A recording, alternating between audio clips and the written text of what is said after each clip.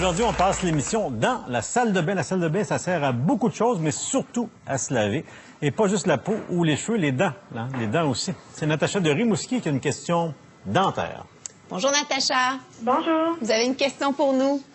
Oui, moi je voulais savoir à quel âge on faisait la transition entre la brosse à dents pour enfants puis celle pour adultes. Quelle est la meilleure pâte à dents? Puis est-ce qu'on devrait croire toutes les annonces publicitaires? Hey, ça en fait des questions, ça. Mais avec nous, pour répondre à toutes ces questions, la dentiste pédiatrique, Dr Cindy Dubé-Barry. Salut, Cindy. Bonjour.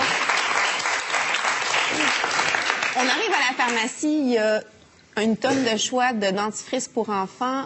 Comment est-ce qu'on choisit le bon dentifrice? Premièrement, il faut savoir qu'il y a deux gammes. La gamme sans fluor, il y a également une gamme avec fluor. Si on regarde les dentifrices pour fluor, moi, je recommande en tant que dentiste pédiatrique qu'on y aille avec des dentifrices qui sont homologués par Santé Canada.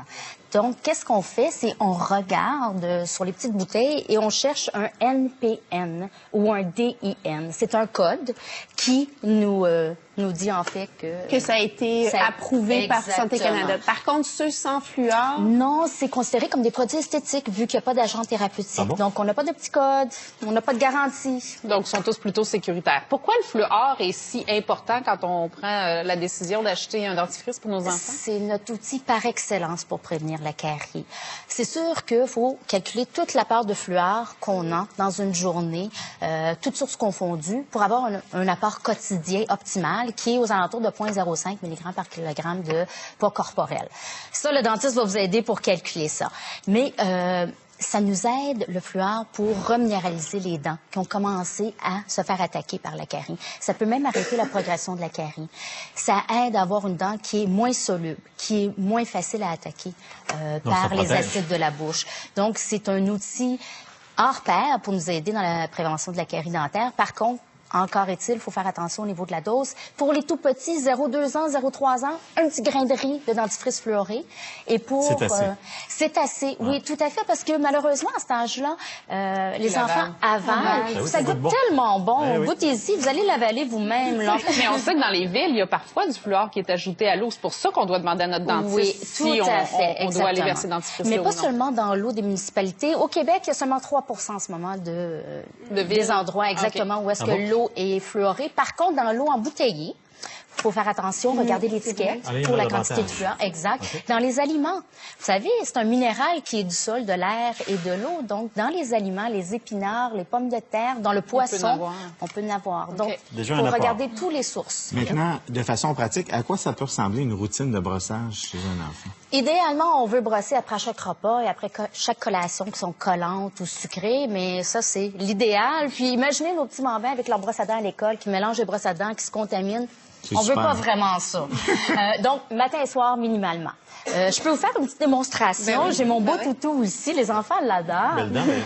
Pour les enfants, souvent, moi, je le fais avec eux. Parce que c'est sûr qu'ils veulent imiter, ils veulent le faire, mais il faut toujours repasser pour s'assurer que c'est bien fait.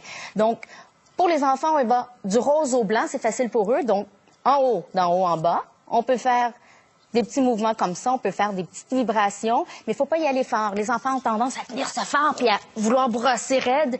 On va tout s'irriter la gencive. Donc, on y va doucement.